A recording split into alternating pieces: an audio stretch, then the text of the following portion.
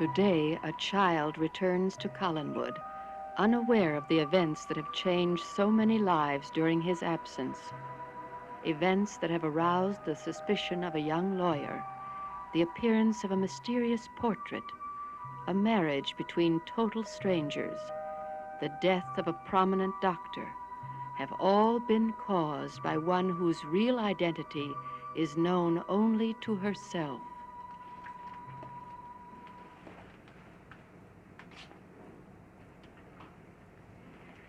I was told that you wanted to see me, Mr. Peterson. Yes. I think it's time you and I had a serious talk, Mrs. Collins. About what? Dr. Lang. Dr. Lang? What about him? I don't know how or why, but I think you had something to do with his death.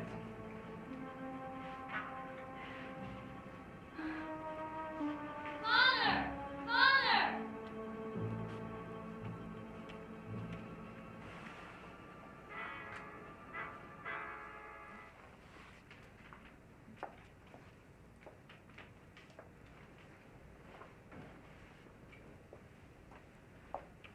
Mrs. Johnson, what's going on here anyway? What do you mean? Well, I mean, you've been so quiet since you picked me up at the train. And why didn't my father pick me up? Ask me no questions, Davy, and I'll tell you no lies. David! Hello, Father. Well, you must have enjoyed your trip. You look wonderful. I feel fine. Good. Mrs. Johnson, would you please go into the study and tell Cassandra that David is here? Who's Cassandra? Well, you'll find out in a minute. Let's go and wait in the drawing room.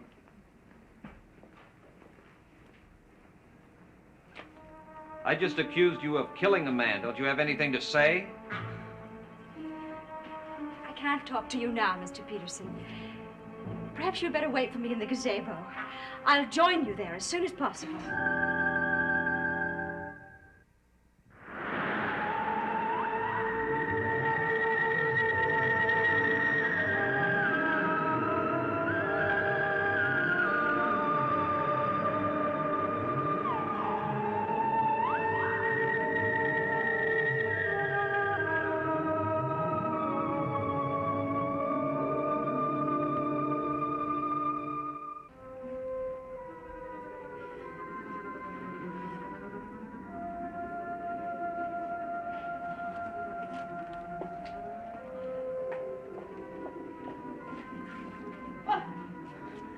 Mrs. Johnson, you're back.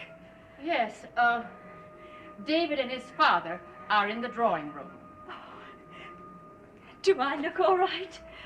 They look fine. Shall I tell them you'll be along in a minute? Oh, no. Please wait for me until I'm ready. Oh, I'm so terribly nervous. Well, there's no need for you to be nervous. Davy won't bite you. I know. I'm just so afraid I won't make a good impression.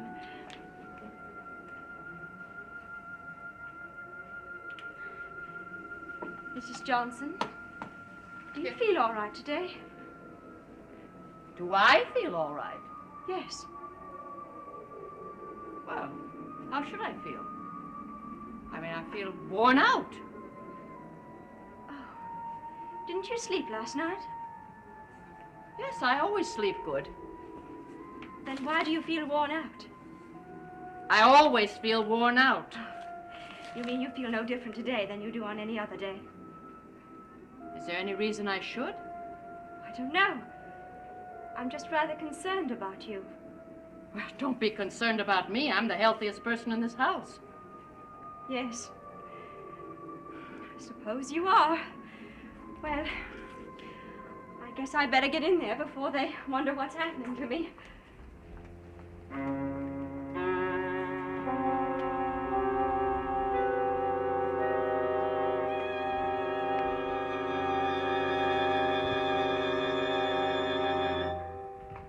David, there is something else that I think I should prepare you for. Your new mother, Cassandra, is quite a bit younger than I am. Younger? David, I wish you'd stop responding with questions and say something. I'm sorry, I just don't know what to say. Well, I'd like you to react to something. I'd like to know whether you're disappointed or angry or happy. Well, if you're happy, I am too. Well, that tells me absolutely nothing. Ah, Cassandra, come in, dear. I want you to meet David. Hello, David. How do you do? Your father has told me many wonderful things about you. Well, David, say something. Roger, he doesn't know what to say. And I don't blame him. You know, if I were in your position, I'd be pretty shocked, too. I tell you what, I'll do my best if you promise to do yours, to make certain that we become good friends. Will you do that, David? David, what is the matter with you? Cassandra's only trying to be friendly. Roger, don't scold him. It's going to take time for him to get used to me.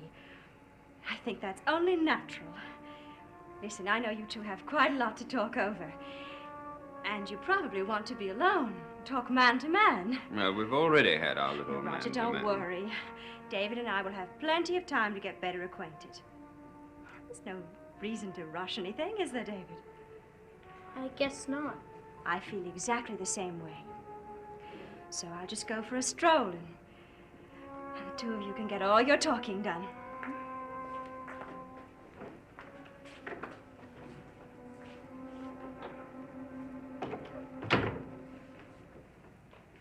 Well, David, I must say I'm a little disappointed in you. I'm sorry. It takes very little effort to be civil to someone, even someone you dislike. Anyway, I can't see how you dislike her since you haven't given yourself the chance to even to know her. But I didn't say that. Well, you certainly gave that impression. I'm sorry, I just didn't know how to act in front of her. Well, I suppose she was right. It must have been a bit of a shock to you. But if you'll give Cassandra a chance, I'm sure that you will grow to love her as much as I do.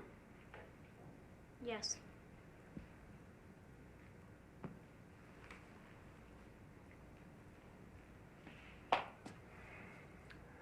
Well, son, why don't you run outside and play for a while, hmm? Don't you want to talk to me? Well, what about? Well, I don't know. I just thought... Well, I don't think talking will do us any good right now. I think the thing to do is for you and Cassandra to become good friends. I know Cassandra's going to try. I only hope that you'll do the same. Yes, Father.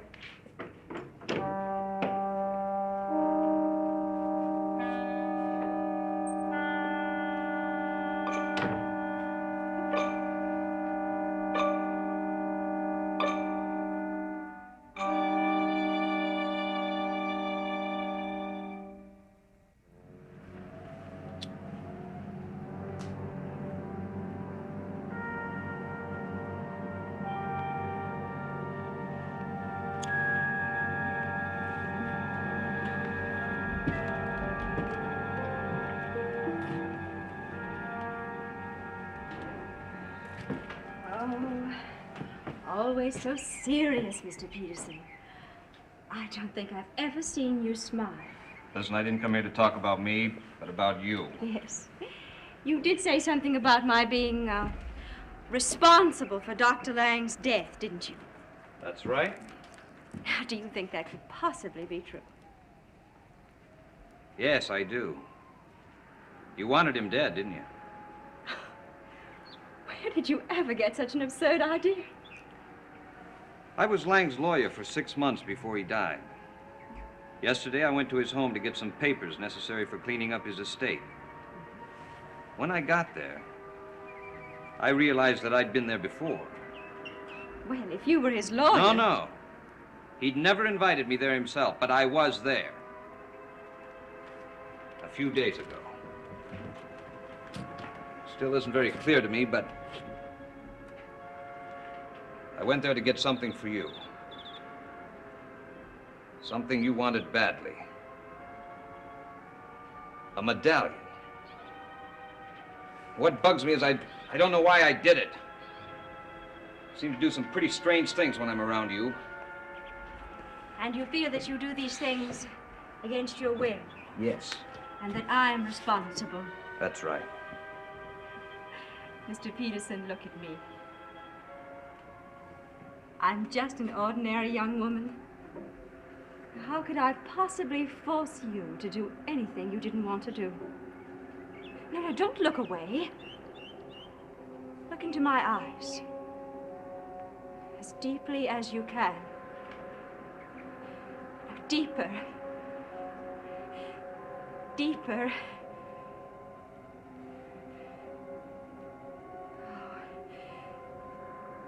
Can you hear me, Tony? Yes. Good. Sit down.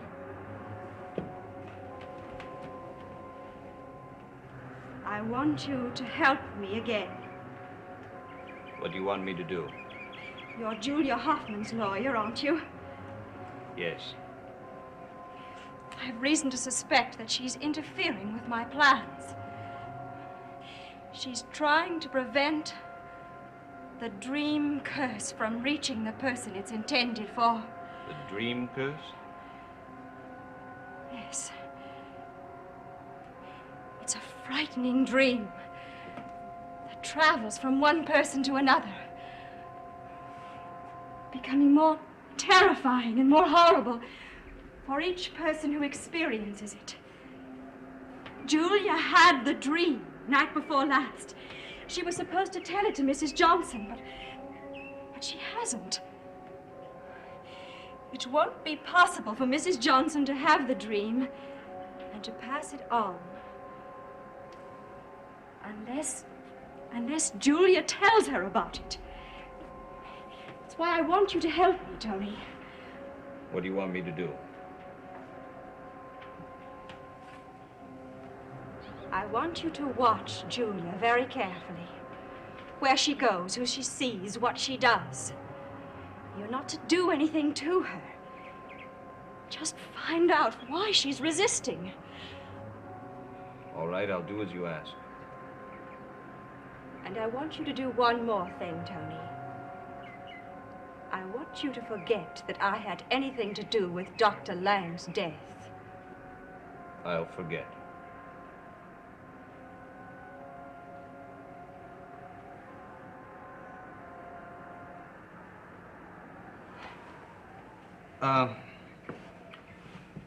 Where was I? You were telling me about your recent strange behavior. That's right. Now listen, I don't know why you're so interested in me. I mean, you're a married woman. I shouldn't be seeing you alone like this. But you are seeing me. Yes, I don't understand why. You have some strange effect on me. I don't know what it is. Don't you, Mr. Peterson? No. Why, that's very surprising. I should think it should be quite obvious by now. What? Don't you know what's happening to you, Mr. Peterson? No. You're falling in love with me.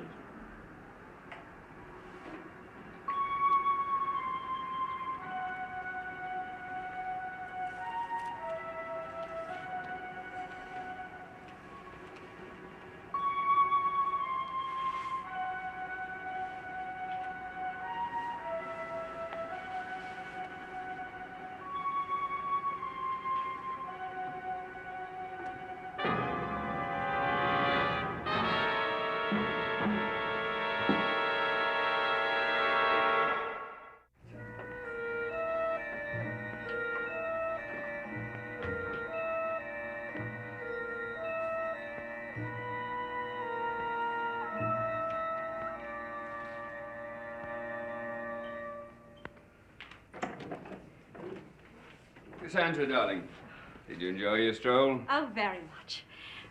How was your little talk with David? Well, he's hardly gotten used to the idea of having a stepmother, especially one as lovely and as young as you are, but he'll make the adjustment sooner or later. Now, come on, let's go on upstairs and get ready for tomorrow. For tomorrow? We're going to take the 10 o'clock plane out of Portland. Well, where are we going? Darling, on a honeymoon, remember? Roger, Don't you think it's very short Well, notice? we only put off going so we could tell David about our marriage. Now he's home and he I knows. know, but he's so- only been home for a few hours. How can we possibly abandon him so suddenly? That's a strange choice of words. We're not going to abandon him. We have every intention of returning. Yes, I know, but I just don't think that we No should... buts about it. Come along. I've made all the arrangements. David can survive a month without us. And we can at last be alone together, just the two of us. Come on, let's go upstairs. No, you go on up alone. I'll pack my bags after dinner.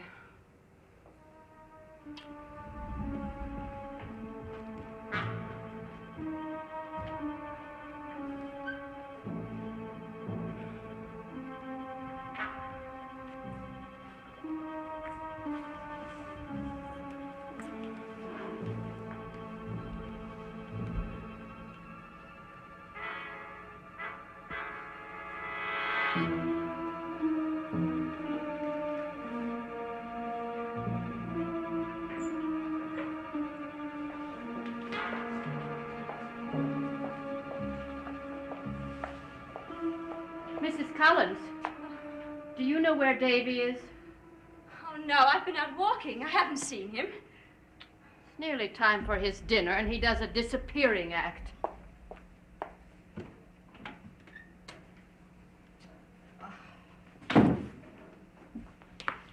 Mrs. Johnson, Yes? have you seen Julia Hoffman today? Oh, she was here earlier, but she left. Did she talk to you? About what? Anything.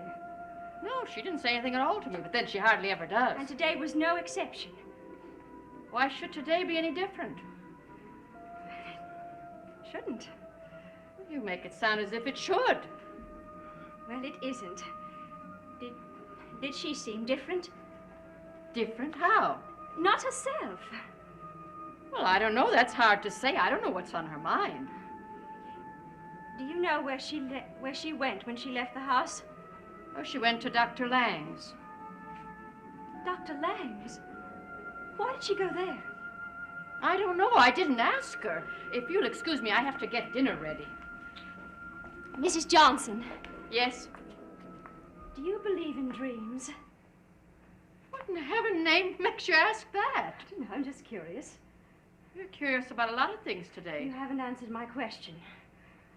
No, I never have any dreams, Mrs. Collins. Never. Never. Mrs. Johnson, everybody has dreams. Everybody who has time for them. I'm a practical woman. I have much too much work to do to be bothered with dreams. If you'll excuse me, please.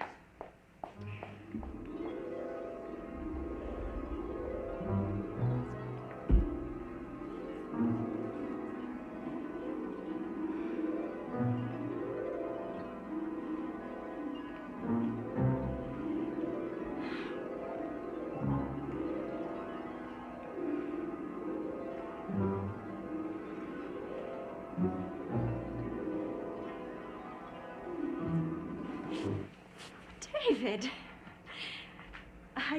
When did you come in? Just now. Oh, Mrs. Johnson is looking for you. I think she has your dinner ready. I don't care about my dinner. I want to talk to you. To me? What about? I was in the gazebo when you and Mr. Peterson were there. I'm going to tell my father. I saw you kissing Mr. Peterson.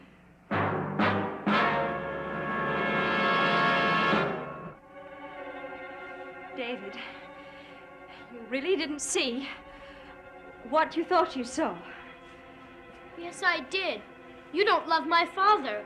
Yes, I do. Well, I don't believe you. I'm going to tell him. How are you going to do that, David, if you can't speak? Well, let me go. Look at me, David. The words will not come out of your mouth. You're not going to be able to say anything. Try to say something, David. Go ahead.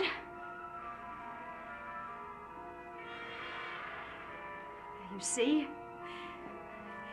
you're not going to tell anything to anybody. You're going to go over there and sit down. Go on, David.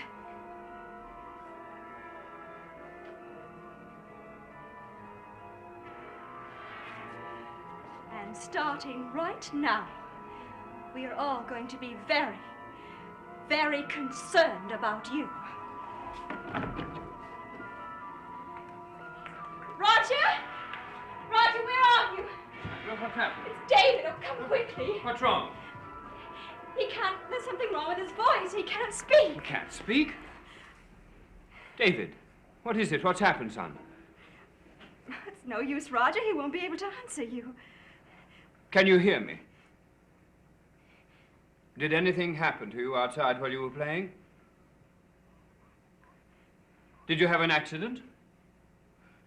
I think he's suffering from shock.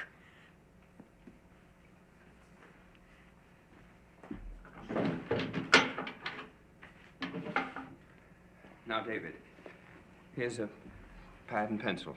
I want you to write down whatever happened to you while you were outside. Will you do that for me? Yes, write it down, David.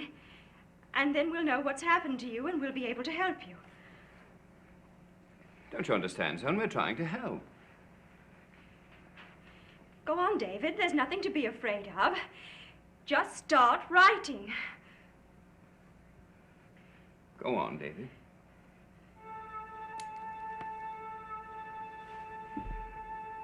I'm going to take him upstairs and call for the doctor. Yes, I think you'd better. Oh, poor child. Come along, David. I think until we find out what's bothering him, we'd better cancel all of our plans. I'm terribly sorry. It's all right, Roger. I understand. David's health should be our first consideration.